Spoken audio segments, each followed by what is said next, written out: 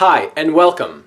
This video is part 2 of a series where I expose the plagiarism of the Quran. In part 1 I reviewed a poem in William Tisdale's book, The Original Sources of the Quran, and showed you evidence that Muhammad's Quran has plagiarized lines of poetry from the pre-Islamic poet Imr al-Qais. Muslims, of course, deny the charge Muhammad plagiarized from pre-Islamic poetry, so we need to look at the usual Muslim responses to this problem and refute each one.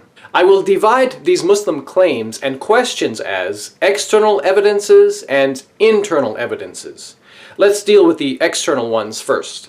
Number 1. Muslims claim nobody ever charged Muhammad with plagiarism. My response is, well, Tisdale himself made that charge. As we see here in the appendix to chapter 2, quote, "It would be difficult to imagine Muhammad venturing to plagiarize from such a well-known author as Imr al-Qais, even though, as we shall see later, he did so from less-known foreign sources." And for Muslims who want to focus on more ancient history, long before Tisdale lived, they ask, how could Muhammad get away with plagiarizing the poetry of the famous Imr al-Qais without historically being accused of plagiarism? Well, I would say Muhammad stole from the lesser-known poems, not the more famous ones, and this could explain why it was unnoticed by others. Tisdale himself indicates this in the appendix to chapter 2, where he says, quote, "These odes formed no part of the mu'allaqat. They were not as generally current as poems contained in the later collection were." In other words, it appears Muhammad has plagiarized from the lesser-known work of Imr al-Qais, which was not part of the famous mu'allaqat collection. These lesser-known verses Muhammad inserted into the Quran, chapter 54, and in other places. And if you're wondering how the less famous poetry of Imr al-Qais got added to an edition of the famous mu'allaqat collection, that's explained here in this Wikipedia article on the mu'allaqat. It's due to the great celebrity status of Imr al-Qais that later scholars would add a poem of his to the mu'allaqat collection, while not intending to make that poem an intrinsic part of that work. Number 2, Muslims also claim the pagan Quraysh tribe were the most knowledgeable people about Arabic poetry, and also the most eager to deny Muhammad. Nevertheless, none of them made such an accusation that Muhammad had taken some of the Quran from Imr al-Qais. Well, I say the Quran itself kind of refutes that argument. I've already shown it repeatedly admits Muhammad was being accused of producing poetry. Think about it. How can an illiterate man who allegedly could not read or write be accused of producing poetry? This charge only makes sense if he was plagiarizing it from someone else. Number 3, some Muslims claim the poem displayed by Tisdale does not exist anywhere in Imr al-Qais's poetry extant today. Well, I'd say that's probably because of the controversy. It's been removed due to fear and intimidation by Islamic authorities. However, we know the poem did exist outside of Persia in Tisdale's time, as he says in a footnote in the appendix to chapter 2, quote, "The Reverend Dr. Zwemmer of Bahrain, however, informs me that he has found the words ذَنَتِ السَّاعَةُ وَانشَقَّ الْقَمَرُ in the last section of the last poem of Imr al-Qais in an edition which he possesses. This shows that in the early 20th century, the poem had been found both in Iran and Bahrain, so it wasn't completely wiped out of existence." Number 4, Muslims say the poem has no original written manuscript. I respond by saying, so what? Poetry in pre-Islamic times was memorized and passed down by oral transmission, and was only written down later. This is not a good excuse for Muslims to use, because the Quran was also first transmitted orally and written down later. Based on this argument, Muslims would have to reject the Quran also, due to the absence of a first original Quran manuscript. Number 5, Muslims claim many Persians are anti-Arab and want to reject an Arab prophet, and it's no surprise that poem was found in Persia, implying that it's a fabrication. My response is, that makes no sense, because Iran's population is mostly Shia Muslim, and these Persian Muslims believe in the same Arabic Quran and same Arab prophet which Arab Muslims believe in. Yes, Tisdale's source came from Persia, but as we've just seen, a friend of his in Bahrain also had an edition of poetry attributed to Imr al-Qais, which contained the same words. Bahrain is not Persian, but an Arab Muslim country. The poem therefore seems to have an Arabic source. Now let's deal with the internal evidences. Number 6. Muslims say Tisdale changed his opinion and ended up agreeing with his expert colleague that the poem attributed to Ibn al-Qais was inauthentic. Well, that's true, but I believe Tisdale is wrong here. I will show you why in a minute. In a footnote in the appendix to chapter 2, Tisdale gives the reason for his expert friend's conclusion. He says, quote, "This is the opinion of Sir C.J. Leal, than whom it would be difficult to find anyone better qualified to speak on the subject of ancient Arabic poetry. In a letter which he has kindly sent me regarding the authorship of the lines in question attributed to Ibn al-Qais, he expresses his conviction that they are not his, giving reasons rounded principally upon the style and the meter." Tisdale goes on to say, "His arguments have caused me to modify the opinion on the subject expressed in my Persian work." So we notice here the reason for concluding the poem is not the work of the master poet Ibn al-Qais was that Sir Leal, being an expert in ancient Arabic poetry, apparently saw problems in the style of the poem. But in my opinion, this is not a good reason to automatically dismiss the poem's authenticity, because it's well known that Ibn al-Qais had a drinking problem, as you see here in this Wikipedia article, and he may have composed this poem while drinking. So this easily explains how a master poet could compose poetry which contained weakness of style or some inaccuracy of meaning. It wouldn't be so strange if he was drunk. But another possibility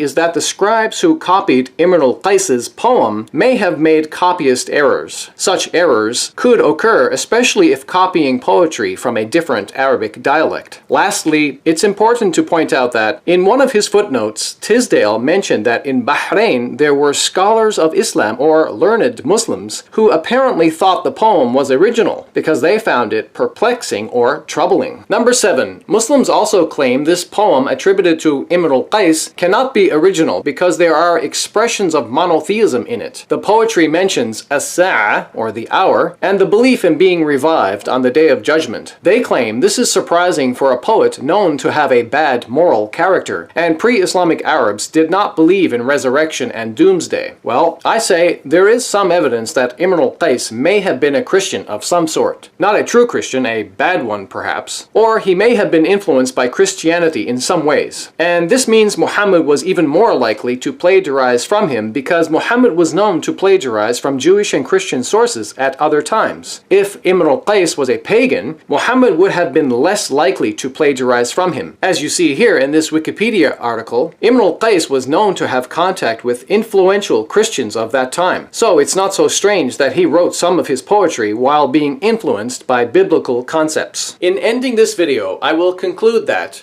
the idea that someone was brave enough to endanger their life to fake this poetry by using verses of the Quran in Iran, above all places, which is a Muslim country with strict Islamic laws and death penalties, is highly unlikely. Tisdale even agreed this is a possible legitimate conclusion because he wrote, quote, "On the one hand, it is difficult to suppose that at any time after the establishment of Islam, anyone would have the daring to parody the Quran by taking passages from it and applying them to the subject to which these lines of poetry refer." This is in his appendix to chapter 2. Yes, Tisdale did change his mind, but he admitted he saw some connection between these lines and the Quran. In the end, he seemed more unsure of himself rather than certain. I believe Tisdale was wrong in his final conclusion because he did not take into account the fact that Imr al-Qais had a serious drinking problem, and the reason why he could produce some low-quality poetry was because he was under the influence of alcohol. It would be absurd to believe that some unskilled Muslim poet wrote some poor-quality, nonsensical poetry while quoting verses from the Quran, and then falsely attribute that poem back to the pre-Islamic master poet Imr al-Qais. Such an assumption is utterly foolish, makes no sense, and cannot be maintained. Look, in this video I'm not making the claim the Quran can be classified as poetry, or that its style of recitation should match the style of recitation used for other poetry. But I am making the claim that the actual words, the actual content of Imr al-Qais's pre-Islamic poetry was taken by Muhammad and incorporated into the Quran, and these are in some cases verbatim, word for word exact matches, which is evidence Muhammad is guilty of plagiarism. So, finally, our last question is,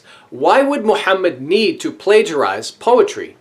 Well, my theory is that in the early part of his so-called prophethood, in the Meccan period, which is when chapters 21, 37, 54, and 93 were revealed, most people didn't believe in Muhammad. So obviously his so-called linguistic miracle, the Quran verses, or ayat, were not considered a big deal to most people. So Muhammad had to beautify the Quran with some nice poetry to make it more amazing and acceptable to people. This was achieved by plagiarism. Muhammad knew what he was doing. He knew the power and influence which poetry had upon 7th century Arabian society, and as you see here, this is evidenced by his assassinations of various poets who opposed him. Lastly, I will leave you Muslims with some Arabic recitation. It looks and sounds like the Quran, but it's actually Ibn al-Qays's pre-Islamic poetry. This is meant to give you a better insight into how Ibn al-Qays's pre-Islamic poetry became Muhammad's Quran. It all makes perfect sense now.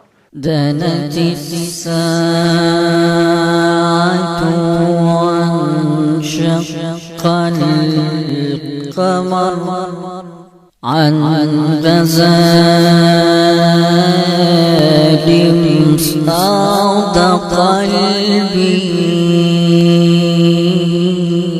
ونفر أخور قد خرت في